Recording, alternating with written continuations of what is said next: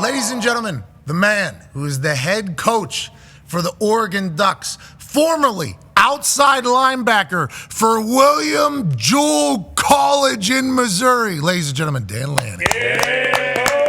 Glad to be here, man. Hey, Coach, thank you so much for making time, taking a trip over here. Obviously, we are filming this early in the morning, not as early as your brain feels, and this is kind of like what the season's going to be, right? Now that Oregon and all these West Coast teams are in the Big Ten, long trip over here, early morning, going to have the boys going. How do you feel going into the year? Yeah, it was a good practice trip for us, just flying out here. I was kind of saying to myself, this is what it's going to be like when we play Purdue, when we play some of these Midwest teams as well, so it's fun. Oregon's way out there, because I had the chance we did college game day out there, right? And it was amazing. It's beautiful when you get there, but damn, that flight is a long, how many, I haven't looked at your entire schedule. How many trips do you have to take east, and is that a part of the conversation to the boys this offseason, or is that just we'll handle it whenever we get there? I certainly talked to the guys that flew over today. I said, all right, just envision yourself rolling over to play Purdue now. You're right. That's exactly what we experienced. We come over here to the East Coast 3 times. We play Wisconsin, Purdue, Michigan this year, so it should be fun. Okay, so that's not that bad. That's 3 trips is a lot better than what it could be. Last year we went to Texas Tech, a pretty long trip from Oregon, so we're used to travel a little bit.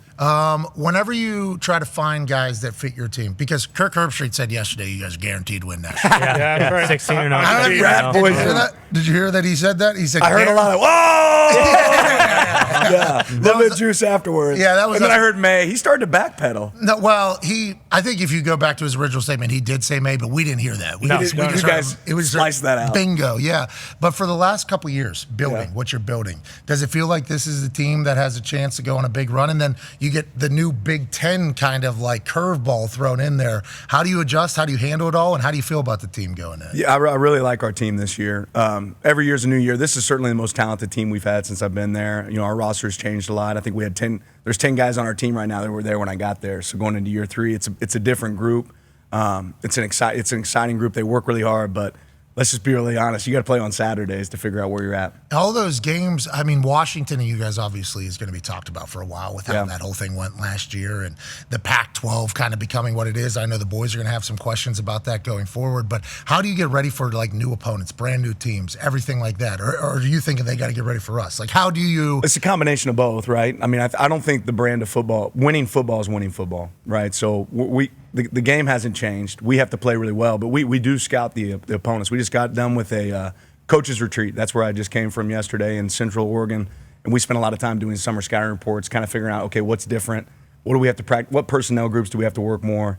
What scheme changes do we need to make just to line up against some of these teams in this conference? It's exciting. When you look at this conference, there's some great football being played in it. Great football. Football. Yeah, and there's also a thought that it's, a little physical. Because they have it's Bloody Tuesday. Well, because they have to be, not only because of the weather, but because there's, where everything is located. And it's like your team on the offensive side, we're flying. Hey, here we go. We are in the post-Bo Nix era now for Oregon. He was, that's right. 45 years old? He got drafted? 42, Yeah, he was 42. And they're talking he's going to be rookie of the year. There's people that are very in the NFL with a lot of knowledge that are like, hey, he's going to be rookie of the year for Denver. What is it like now with a year without him? Because I know you and him were like literally very tight. Yeah. And obviously dependent upon each other for a lot of the success that you had early there at Oregon. But what is it like without Bo? And have you talked to Bo much? I did. I actually talked to Bo last week.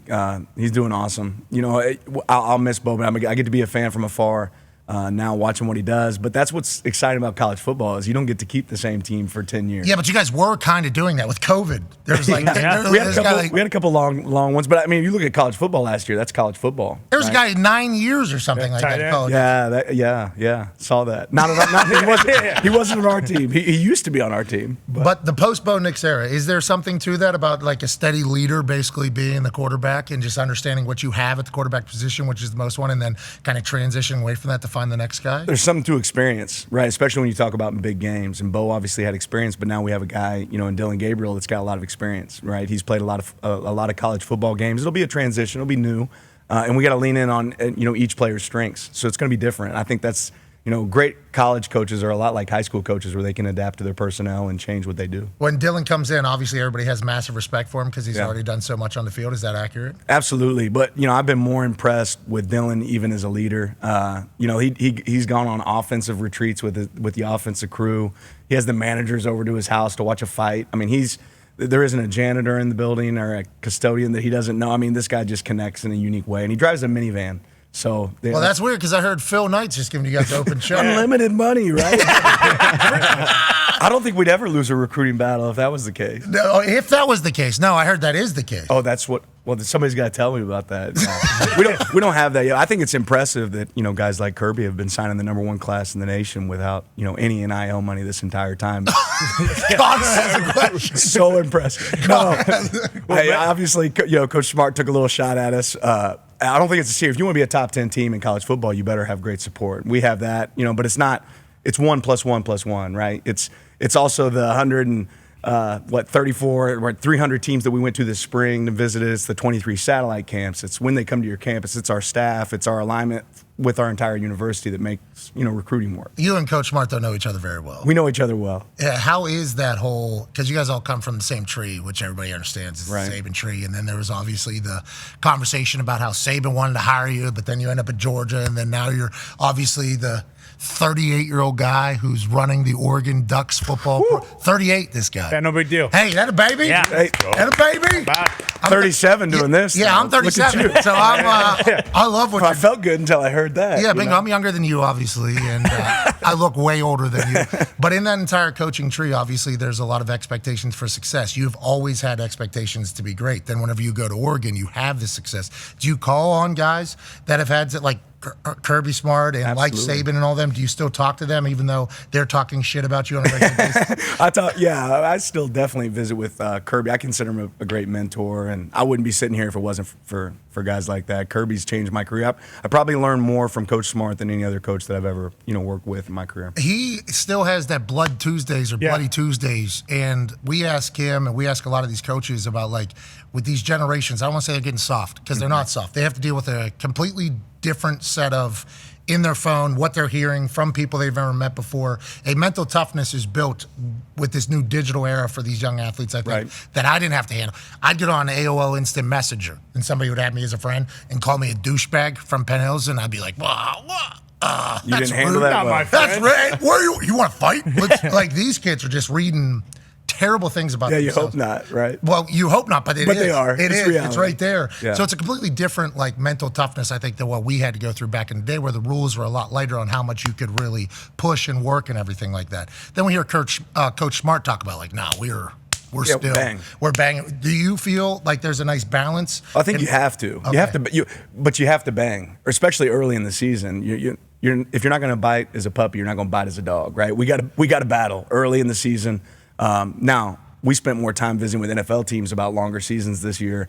How do you adapt your schedule at the end of the year to kind of handle that, and what's that look like as your guys have gotten a lot of reps and snaps? But yeah, we try to be physical at practice. We're going to be physical at practice because that's the way football's supposed to be played. That's beautiful. Coach Dutch Danger has a question for you. Yeah, I'm 3-time national championship winning Congratulations. coach. No, thank you very much. Way to go, Coach. That. Yeah, unfortunately, there we are. That's right what it's there. all about. Utah Utes. Yeah, it gets you one of those, Coach. But one of the things you mentioned was only having 10 guys on your team from when you first got there in year 3. How much recruiting of your own team are you doing? Are you kind of letting those guys go if they do want to go to the portal? Is that one of those things where, hey, if you don't want to be here, you can kind of, there's the door, go ahead. This is Oregon. Look at the jerseys we're wearing. It's sick. Or is it more so like you have that conversation, and then if it's best for the player to leave, you let that guy go because of the fact, probably better for him, probably better for you too, because of the recruits you're bringing in. Yeah, retention is a huge part of what we do. And, the other thing we're really proud of is we haven't lost a starter. Since the transfer portal is open, we've been able to retain guys that play for us. So we want to keep the guys that make an impact on our team, that are great influences for our team. But if you don't want to be there, then that's part of the process of moving on. We've been really fortunate to find out these guys want to be here. Right, they want to be a part of what we're doing. Yeah, my ears don't fit. But yeah, we've been really fortunate to have a group that wants to be there, and retaining the right players is super important. Oregon's far. We've talked about this a few times. I've heard that. Yeah, a few times. It is top left. So it's top way left. over there. It is way over there. It's Canada, basically. You get there, it's beautiful, though. Is that a part of the recruiting of it? And I think we saw Coach Prime be a part of this too. Like, hey, we just got to get them on campus and they see how beautiful it is. And then no doubt. It's all good no matter where they're from. Right. Do you feel the same way about Oregon? Yeah, I'd never been in Oregon until I got off the plane as the head coach there. So that was my first time ever there. And like this summer, that's what we kind of did. We did a little trip to Missouri with the family, and then went back and explored the Pacific Northwest, whether it's on the coast or in Central Oregon. It's a really pretty state, a lot of fun. It is beautiful, but getting recruits, is that They the love that piece for sure. And families will come up and they'll say, hey, they want to run over to the coast for a day because it's different. It's different. You're in the mountains. It's a unique experience, so I think they definitely enjoy that. With where you're headed and where you're going, and like Coach Rule told us, every day of the season he's on the phone for an hour. Talking to families, trying to find the right people, trying to learn about people. Is that an accurate depiction of everybody's life? Like you're recruiting all day, every day? If you want to be the best. Is that blown out of proportion or no? No, yeah. You're definitely taking phone calls regularly to be the best. That's what it takes. And then the product on the field, has to sell your team as well. But you're not going to sign players if you don't have a relationship. When I was in college, Oregon's, we'll go back to Phil Knight and Nike, Kirby Smart said you guys are getting just a blank check like your Macintosh. That was a great movie back in the day. But when I was in college, we would just see pictures of the Oregon locker room, right, and all the Nike stuff. And I think they had power outlets in their locker, and we were like, damn, this place. Like, and they get all the newest Nike stuff. Right. That added on top of NIL probably does make you guys a little bit more of a weapon. And do you lean into that? Yeah, I would assume you have to. That's Oregon, though, right? I mean, Nike actually started Oregon with a coach and his athlete, right? That, Bowerman and Phil Knight, and then being able to look at the university and innovation and how they're always on the cutting edge, whether it's a jersey or it's a facility, where it's new age today, NIL, how we're able to compete across the board. I think that's what's always made Oregon special. It starts with Coach Brooks and Coach Blotti. They kind of laid the foundation, but they've signed great players for a long time, whether that's DeAnthony Thomas or Kayvon. They've been able to get great players, but it's about how many great players can you get. Marcus Mariota. That's right. That run back in the day. Not granted, we're in the middle of a brand new one. Yeah, Penei Sewell is now absolute dog for the Detroit Lions. Yeah.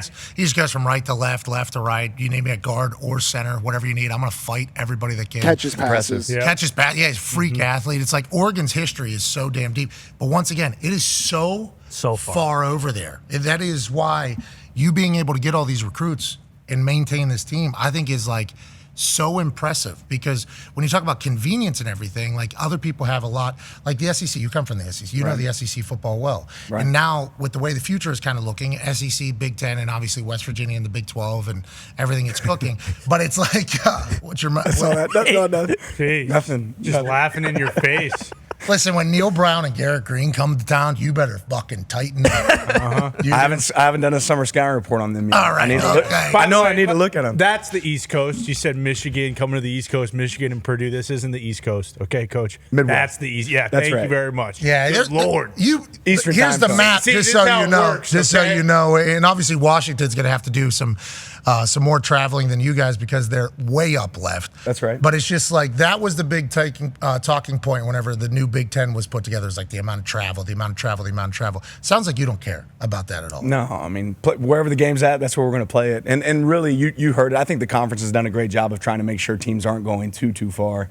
At times, there are some trips that are going to happen. That's part of it. And at some point, but they've done a great job of saying, okay, you're going to travel all the way across the coast.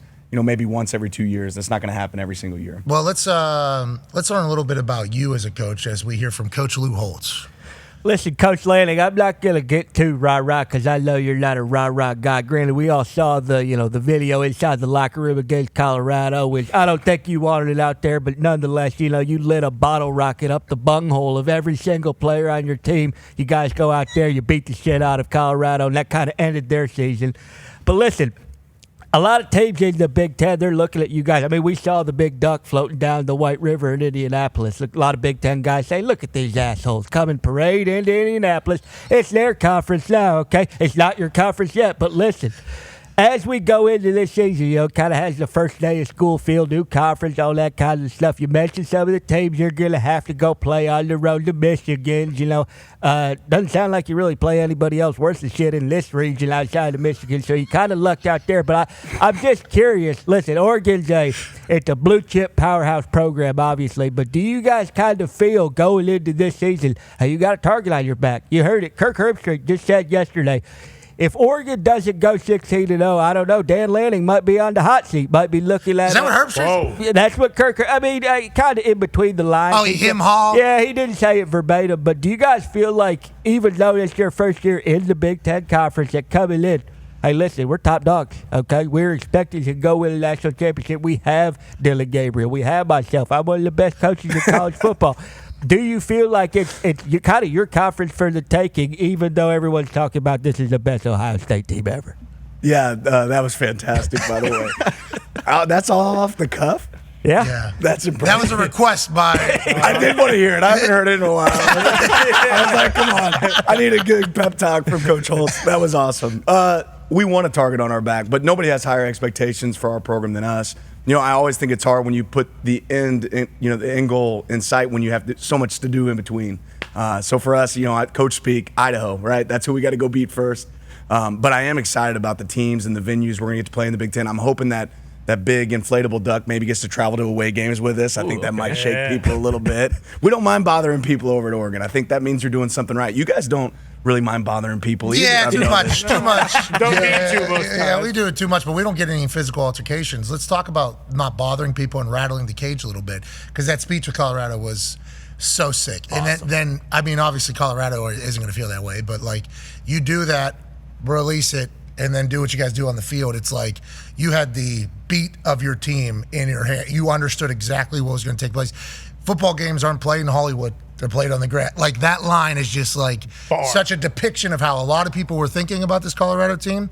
But if you say that, then your team loses. It's like, it's going to be tough. That's going to be tough. So now it getting out, that's a whole nother story. I don't even know how that comes to be in the modern world with social media and wanting exposure and wanting people to understand what your program is. But while you're saying that, you just had such a good feel for your team. You had a good understanding of how revved up they were potentially that week because of how big that Colorado team was being marketed versus how your team was probably prepared for it. How do we get to that moment where you're talking that amount of shit? And is that every game and we just don't see it, or how's it come together? Yeah, I think every week's different. And as a coach, your job's always to motivate your team. And I feel like I knew our team. I knew how they felt in that moment. As a fan, you might get to see a window view every once in a while. I get to be in the house, and that's something I've kind of said before. Is I was in the house. I knew how the guys felt that week, and they wanted to go out there and perform. But we certainly talk to the team every single game, and the message is different. Sometimes you got to have a little bit of juice. Sometimes you don't. Are you looking for people that are like you whenever you're recruiting?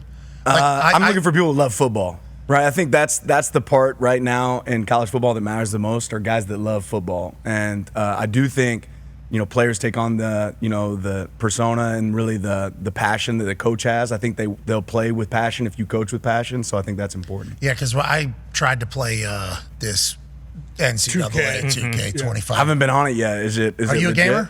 I mean, I was back in 2008.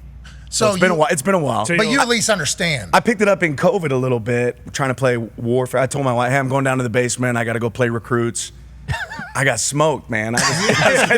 Warzone, have you guys saw it? I was getting destroyed. So I haven't been back on it since. But yeah, maybe someday I'll get a chance to have a little bit of time to play some games. I'm not a gamer. I can't. My thumbs just don't operate. Nintendo 64. 007. Oh, yeah. That was great my game. game. Oh, yeah. That was my game. Mario Kart, sweet game. Yeah, good game. These are good easy game. games. Good game. 007, great game. Big difference. But back then, the other thing that was cool, you weren't connected online. You're playing against your buddies in the room, and you could screen watch. Oh, yeah. I was guilty of screen watching. People are doing it online now. There's screen watching happening everywhere. Oh, really? Oh, yeah. There's very advanced, sophisticated technological cheating going on. Interesting. In this whole thing. But, I suck. I've never, 007, I guess I played it. That's the three-pronger. The joystick in the middle. Yeah. So I played that a couple times. Golden gun. Yeah, but I sucked. I mean, I was just terrible at the video games. But then I go in there and I try to play, and I got to go in and recruit these kids. I got to do it's just so much stuff. And I can't believe they put that part in the game. It's so much. It's honestly, it's like the biggest part of the game. Oh, really? Yeah. Well, that's kind of the reality is when you recruit well, you're going to have a good team. So it's important. Amen. But I played for what seemingly was 4 hours, and I only got to play one quarter of action because I was doing recruiting and trying to build my team and all that shit. All I was doing was just trying to look for players that are like me. Right. Welcome to our world, man. Legitimately, that's what it felt like in there. You're just looking for guys that love football. Yeah, they got to love football. How do you do that? You ask questions? I mean, you have to get a feel. You have to get to know these guys, and that's the hard part with the limited amount of times you get to see them off campus. You have to build a relationship. That's why guys like Coach Rule are spending an hour on the phone every day, right? You have to figure out what really makes them want, and then you got to be willing to walk away when you don't feel like you have that feeling. Yeah, and they walk away on you too. They'll lock you right. out. They'll lock you out. Is it easy to tell if a guy's full of shit? It's never easy to tell, right? If there was a predictor, I don't think any of us would miss. But it's something you can definitely get a feel for. When you start talking to the people around a kid, that's when you get a really great idea of where you're at. So now we get to follow kind of everything that you do. Literally everything that you do is being tracked. Allegedly, here is your hard commits which I can't talk about. You're not allowed to even say their names. I'm not allowed to say their names. Why Really? did you guys put me in this situation? This is why your SID wearing that clean suit didn't want you to come, probably. But Probably. the recruiting thing, how much reading online should we say, like, yeah, that is accurate? I couldn't tell you because we don't spend a lot of time looking at all those pieces. It certainly matters. Like, that's gotten better over time, just like recruiting's gotten better over time. You want to go sign great players. Look at the team that just won a national championship, had 13 guys drafted, more than anybody else in the nation. Yes. So when you have great players, right, that equates to wins. And Yeah, who said I can't coach? I've learned I can't coach bad players. I think it was Saban. Saban, yeah, he said, I'm not that good whenever I have a bunch of bad players. It's kind of his. Nick used to say it all the time, and in college football, it's the one sport where you can have as many first-round draft picks as you want, right? So, in the NFL, you get one, right? But in college, you can have as many first-round draft picks as you want. We want to sign as many first-rounders as we possibly can. Absolutely. Sounds like a plan. Bruce has a question for you, Coach. Yeah, so with the whole discussion about the Big Ten physicality and the Pac-12 sort of more speed attack, how do you think some of those games will sort of shake out when the USCs of the world go to Kinnick to play Iowa? And do you think that some of the other Pac-12 schools might have to change how they recruit, focus on the trenches a little bit more? It goes back to me, again, saying winning football is winning football. It's always been important to be big in the trenches, have great talent in the trenches. So does it mean more now than it ever has? Absolutely. It matters. But you're going to have to practice physical. And I think a lot of teams will probably put that as a chip on their shoulder to say, okay, we'll see how tough we are when we get out there on the field. Will you start recruiting more in the Midwest? Absolutely. And, that's definitely a benefit. The footprint for us in the Big Ten has certainly changed. We've always been a team that recruits nationally, but now to be able to go into, in Ohio or go into the Midwest, Michigan, some of those areas, I think there's going to be a benefit for us. Get some ridiculously white Polish linebacker Yeah. signed to Oregon, fly around. Hey, we need somebody that has an A.J. Hawk neck. That'd be fantastic. We'd take AJ. He's a pretty good player. I don't know if you've seen him run the ropes, actually. Video was released last night of him in WWE 2K. I don't know if you've heard. We're in the game. I have not. People are not happy. they're not happy. They're upset. Wrestling They're fans are pissed, not, Coach. much like the college football world wasn't really thrilled that I'm in it. Similar situation with the WWE. So the whole crew made it in? Yeah, here's AJ. They debuted his entrance last night. I don't know if you still would like him on the team or not. Look at the face of intensity coming out of this. Oh, my goodness. 4-3 speed. Strong V-neck, too. Yeah, well, it's actually just an over. Yeah, A poncho. yeah, he runs the ropes 8 times, I believe, and then he. Going to burn himself out before the game. No, he never gets gassed out. That's those white linebackers from the Midwest is what I'm talking about. Look, he's. Game It's a good face. look. Yeah, he is warm and ready to get after it, but that could be a guy that you have to recruit. Somebody similar to AJ Hawk. Yeah, we'd take an AJ Hawk, for sure. 38 years old. A young AJ Hawk. Does he have kids? Yeah, he's got Several. Yeah. 10 kids? seemingly. With great Come on. names, too. Every day it has a new one. All right, we are wrapping up here on ESPN. We will be off tomorrow. We hope you have the greatest weekend of all time. We'll be back on Monday. This conversation continues with Coach Dan Lanning on ESPN Plus, YouTube, and TikTok Live. You all are the greatest people on earth. We can't thank you enough for allowing us to do this. Have a great weekend, a stupendous weekend as the Olympic Games start and golf happens and life takes place, and then we'll see you Monday overreacting to it all. Be a friend, tell a friend something nice. It might change their life. Goodbye! Nailed it. Boom. On screws. Fantastic. Did you see what just happened right in front of your fucking face right there? That was impressive. Like, it just happened right in front of your face. Craziest thing, whenever I did the national champ, I was like, I can't believe how these guys do this. Like, with Reese, people talking in the background as he goes. Oh, on game day? Oh, God. Did you enjoy, is that your first time doing that? Yeah, that was different. Because Saban's been on there like 100 He's killing it times. too, isn't he? He's going to be good. So, all right, let's talk about this. You know Coach Saban very well. Mm-hmm. I think the reason why him being on game day is going to be so sweet is because we're in this transition era right now Right. where a lot of new rules are about to be made, policies. I think litigation is going to be happening for a lot of things, put guardrails on this.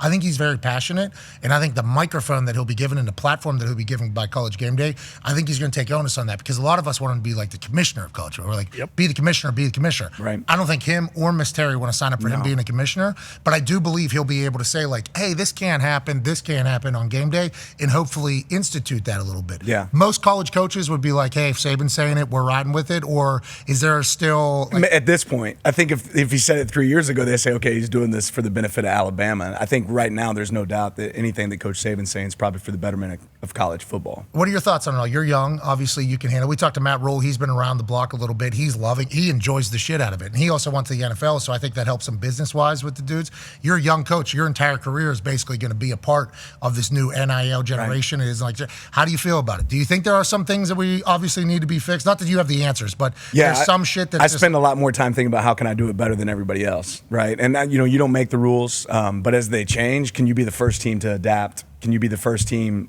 to do it in a creative way and take advantage of what exists out there? Because I think a lot of people are slow to change. If you ask me the most important quality of any coach right now in college football, I would tell you it's the ability to adapt.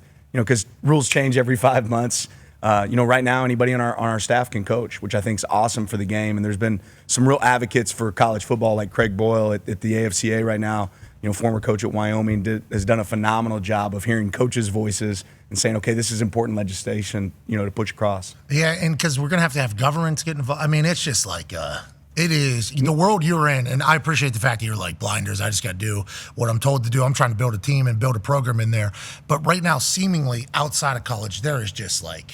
Yeah, it's wild. People are scared to death. We're going to lose rivalries. Obviously, we're losing Oregon State, right? No, we're still playing that. How many is that signed in for? I don't know how long, but it's something that we would certainly love to be able to keep. Because I heard a lot of people be not happy about that. Washington State, Yep. like there's rivalries all across the board that people are scared. It's part of what makes college football great. So you hope we can hold on to some of those. Bingo. People are worried that we're going to lose like the pageantry and what makes college football special. It sounds like you don't believe that's the case. Because I think that'll still exist for people to think it's important, and hopefully we're able to maintain that. It's not always going to happen, but I think it'd be hard for anybody to sit here and say, watching college football right now, it's not as exciting as it's ever been. You in Michigan? Michigan? That's going to be fun, huh? Yeah. Your team going to Ann Arbor is like so sick to think about. Yeah. Incredible. I mean, Big Ten championship in Indianapolis. Yeah, like until Oregon. 2028, it's right here. And it's like 4 more years. Normally it's Ohio State or Michigan taking on Iowa. And they'll still be there. Hawks will be there. If you haven't, I know you guys don't play them in the regular season. I've been there once before when I was at Pitt as a GA. Awesome atmosphere. Obviously, Coach Ferentz is one of those guys that all of us revere. He's done an unbelievable job. So they couldn't pick up a first down last year, which is certainly a part of the problem. Your team could. Their team was picking up first downs, I think, every half play. Sure. They would pick up a first down every half a play snapped. Do you just make up stats? Like, you sit up here, you're just like, That's why it's tough. I love that. That's why it's tough. Thank you. That is why the game day thing is tough. Because that's already being reality based as opposed to like, this team just seemingly picks up a first down before the ball's even snapped. Which I think people understand what I'm trying to say. Absolutely. Not actual stat there, but it is like contrasting styles. Like him talking about like the way the Pac-12 was running, which is the best year. Felt like the Pac-12 had its best year, and then all of a sudden, just out of nowhere. Was that an eye opener for you? That could even happen? I didn't even know that could happen. Yeah, it legitimately, I had no idea that a conference, especially as powerful as Pac-12 was, how good it was football-wise, how much money, draft-wise, success-wise, Washington's in the national champion. I mean, it's just like everything's going, and then boom, just disappears out of nowhere. Yeah, it's is that an eye-opener? For sure. It's where alignment really matters. I remember sitting in those Pac-12 meetings, and it felt like you're sitting at a table, and everybody has a gun under the table, like pointing at each other. We're here. We're not going anywhere. That's a little bit of what. And now being a part of the Big Ten, Commissioner Petiti and the job he's doing, having a little vision down the road, I think is really important in college football, and we're part of a conference that has that now. So Connor has a question for you, Coach. So looking at the conference as a whole, do you like the fact that there aren't any more divisions? Like, do you think that is a thing that every conference should have? Like, hey, all the teams, let's just line up. And obviously every year the schedule is going to change, but is that something that you think every conference is slowly going to move towards? I think everybody in college football wants to see the best teams play at the end of the year, and that's something that this will create. It creates a little bit of parity too, and an opportunity for teams. If you're stuck on one side of the division and you're the second best team, you should probably be playing in the championship. So, I think that's probably a good thing. Ty has a question for you. So in terms of recruiting, and this happened this past year, obviously you're happy with where you're at with Oregon. You've built something special, but does it come up now? I mean, like when the Alabama job opened, everyone's looking at the flight tracker. It's like, oh, Dan Lanning's plane just landed at Alabama. Like, do you have to do that with recruits where it's like, hey, listen, I'm going to be here. I understand jobs are going to open in the SEC and wherever else, and that I'm going to be kind of a hot commodity when like a new coach coaching carousel starts. But like, our kids asking you, like, hey, are you going to be here I for think it's pretty clear where I'm going to be for the next For sure, but as long as I'm winning. But yeah, certainly. I mean, we never would have released a video if it didn't matter recruiting. I'm on the phone with a mom. She says, "Well, I see that you're in Tuscaloosa right now." I'm like, "No, I'm actually watching like Born Ultimatum with my kids." Hell yeah. What would make you comfortable? Because her son was about to decide where he was going to go, and I said, "What would make you comfortable knowing that I'm going to be here?" She goes, "Well, why don't you release a video? Why don't you make a statement, release a video?" Done. And then I actually sent it to her that night before we released it the next morning. Like, "Hey, what do you think of this? How's this look?" You like this? I don't piece those together myself. We got an unbelievable like creative team, but that's what drives kind of everything we do. I think it's really clear where I want to be and what we're doing, but it's certainly part of the dynamic and what we talk about. I mean, that's a compliment, though, right? Massive compliment that everybody in college football automatically assumes that you're going to take the biggest gig every single year whenever it's available. That is, and get it. It's a compliment to our staff and the job they do. Bingo, It's you know a what I'm compliment to saying. our players. Absolutely. I mean, if you're doing something right, I think that's going to come with the territory. I appreciated you because we were live, I think, as it was all happening. Yeah. And I send you a message. I'm like, is there any validity to this? And you literally responded like, no, making a statement. No, like that you were like very, I don't want to say aggressively against it, but that narrative just started running before there was ever an answer. Right. And it was like the amount of ripple effect that everybody else who wants to recruit against you too can use that. They're like, hey, that lady probably got a call from she's getting another a bunch of girl. calls. It was like, hey, I don't know if you've seen it. I don't know if you're much of a flight tracker, but Lanning's gone. Lanning's in Alabama. There's a FedEx plane right now that she's on. Yeah. But that's a compliment. And obviously that's the goal, is to always have that. And you came out and said, everything I want to do can be done right here Absolutely. in Oregon. Yeah. Why do you feel that way? Just the support. Like I said before, Oregon's always been innovative and, ahead of the curve. I feel like that's more the case now than ever. We got unbelievable support. We got a great AD. Moving to the Big Ten was a big piece. I think that, having some clear vision of where we're headed in the future, the teams that we get to play against, and you bring players to your team. I think one of the hardest things as a coach ever is you bring players to your team and then you leave. I have a hard time saying that. Loyalty means something, So I would really struggle stepping away from a place that took a chance on me, gave me an opportunity that I didn't have, and then not being there for it. What's the story of you getting to Pitt? I forget. There is. I took a long car ride. Took a long car ride to Pitt. Changed into a gas station. Got to meet, and my first coaching job was I think $800 a month. So you're just Wife was football pregnant. guy? You were always going to be coach? Yeah, I was always going to be a coach. Wife was pregnant and you did that whole Wife was pregnant. I didn't tell him that when I was interviewing. I didn't want any reason to not sign me up. Yeah. So I remember I was actually still in Pittsburgh when she went into labor or was about to go into labor. She was having those, okay, I think it's close. So I remember going to Coach Graham's office, and at the time a GA job had just opened up at Pitt. And he's like, well, you want the GA job or you want to see your kid born? He was joking. I was like, he was joking. I was like, well, Coach, I guess I'll stay and get the GA. And he's like, get your ass in the car, go back. So I drove home, and literally within 8 hours, Niles was born. Our second son was born. So it's always been a part of our journey. I've been really lucky to have support at home, and the wife's made it pretty awesome for us. Hey, having a great partner is a huge part of success in anything. Absolutely. Legit. She's head coach all year until these last 2 months where I get to be home a little bit more, and I'm making all these new rules, and she's like, no, that's not how we do things. Assistant head coach, right? You're not the head coach here at home. So You were always going to be football coach? yeah, always. Yeah, always. I thought maybe you were going to get drafted at WSJ. Yeah, play outside linebacker. WJC. WJC. No, I Street realized right Journal. around seventh grade, I used to want to play for the Orlando Magic. Like, it was going to be me, Shaq, Penny. And then I realized I wasn't the best basketball player at Richmond, Missouri High School. So I kind of figured out, hey, this might not happen. But yeah, I've always loved sports. As we were driving up, we passed a golf course. I said, that's my next gig. The guy that was mowing the green. I bet he's listening to your podcast right now. Over here? Nah, that's a really nice, that's a very outfitted course. It's a nice, they do not love us over there. Really? Yeah, I don't think they're the biggest fan. Tried to golf a couple times. Couldn't get on. Well, I would love to mow that course someday. Well, if you do that, maybe we'll I be can able help to you get guys on. over there. I can help y'all out. You can represent for us a little bit. Are you a good golfer? No, I love the game, but I'm not. We got a lot of work to do. Any hobbies? I mean, I like to golf when I can. beyond that, hanging out with the kiddos. We like to compete in the house. You guys play cards? You play Oh cards? yeah, we play little cards, spades. So when in college, we did a game called Trash Can Spades. Every Tuesday, whoever lost had to take the trash out. Smart. Try to tell our players about that because some of these guys, they don't clean up very well after themselves. So you need a game. You need something that you can connect. So yeah, I like spades. I just learned how to play pitch this summer. What's that? It's confusing. I can't explain it to you, but it's a card game. It's kind of like spades. Okay, so High, low, points. It's a suits. We're running off Suits matter. Suits matter. Different chump suit each time. So in Big Ten country, you should learn how to play euchre. All right, tell me more. That's the game. Spades, but a little bit quick, a little bit different. Less Okay. cards, more. It's like spades, very similar to spades. But Okay. A lot of lying, a lot of cheating. A lot of Big Ten people cheat at this game. Mm-hmm. That's what I have learned. AJ Hawk's the biggest cheater in the history of this game. He sucks at the game. A lot of table No talking. integrity. None. AJ Hawk has.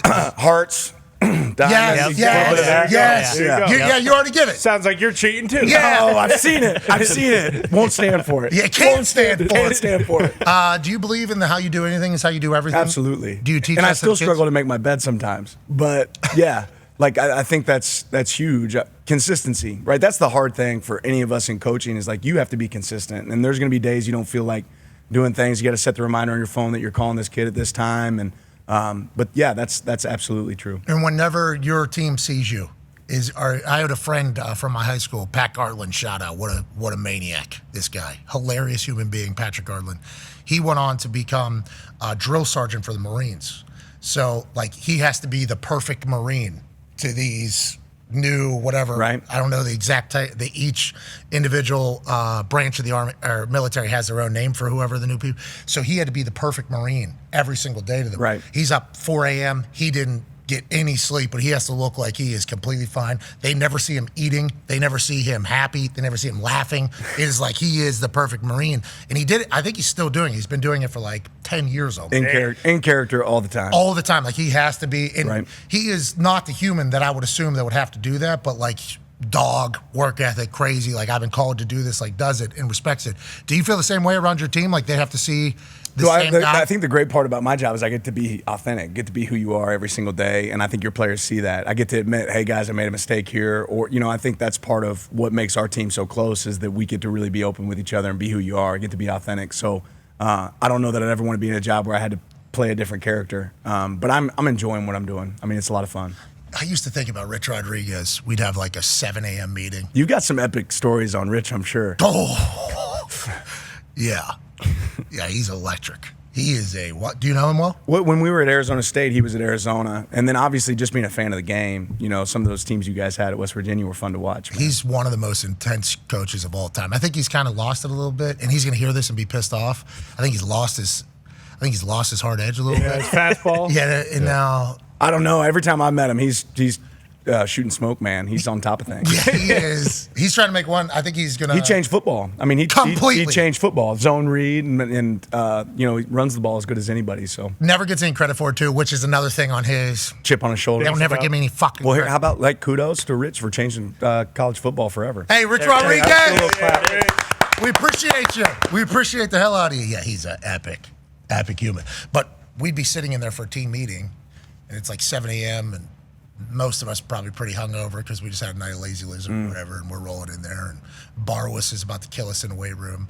And we're like, what's Rich Rod going to do? He comes in, glass break, fucking Stone Cold Steve Austin, same guy every single day. Need to do this, need to do this, need to do this, sick of this, we need to do this, bang, bang, boom, and then we're out. It was every day he was the same exact person. It was one of the most impressive things. Consistent. Bingo. Every single day he was now granted, entertaining, fiery, intense, hilarious. Yeah. Hill jack, so some shit's coming out that you've never heard before that you got to kind of piece together. Yeah. Can't laugh at him whenever he says whatever he says, but later certainly bring it back up. Do you remember when Rich said fucking whatever? Everybody laughs. It was every day he was the same guy. It was so impressive. And you all have to do it if you want to have success because in the locker room, we can just sniff it out. Oh, yeah, you guys can smell it. You know that because you played Absolutely. at Wall Street Journal. The whole you Program. No respect for the Cardinals. okay, before we get out of here, is there any chance you'll give Bruce a little motivation as he tries to do a giveaway? Bruce, will you throw a football into that net right over there, Bruce? Come on, There you go, Bruce. Bruce, this is a big. How's his arm? I don't know if I've seen this guy He's a throw. Giants fan, so Yeah, he's a. take it as you will. Throwing lasers. From I got a buddy that coaches for the Giants, so definitely want to see them have some success. this Who's year. that? Who's that? John Egarugu. He's a linebackers coach there for the Giants. Has he been on any of these Hard Knocks episodes? Have you watched? You know, any I've of only them? made it to 2. I haven't made it past that. Fascinating stuff. Pretty background look there. Do you have any interest in the NFL ever? No, I mean I used to. That used to be a goal, and I enjoyed visiting with some teams this offseason, but not now. I think I found my niche. Amen. Kirk Herbstreit said you're guaranteed Yeah, to win. it's over. Yeah. All right, Yeah, let's to your put this in bus, the hole, brother. man. Okay, so if you hit any of those holes in the net right there, Any obviously, 3. we'll give 20 people $500. All they got to do is repost this post, say something nice to somebody, and shout out Coach Dan Lanning. And the easiest way to pay you electronically. Bruce is a coastal elitist. Well, and I can attest. I got here a little early. He has not been practicing, folks. So Oh, I this'll like that. be. Sticking up Yeah, for his player. wow. I'm just There saying, it this is. He wasn't out here training. I didn't see him doing these shots when I showed up. All right, Bruce, you got Jabba in your face. Can you make and bury a shot for 20 people to win Go, Ducks. 500? Wow. Too strong. He's so Too juiced strong. up. Hold on. Wait a minute. Coach, what Hey, you're amped right now. That's a Michael I need Rubin you to level up the heart fastball. rate. All right, just deep breath. Focus on breathing here. We're gonna put this in the hole. Here we go.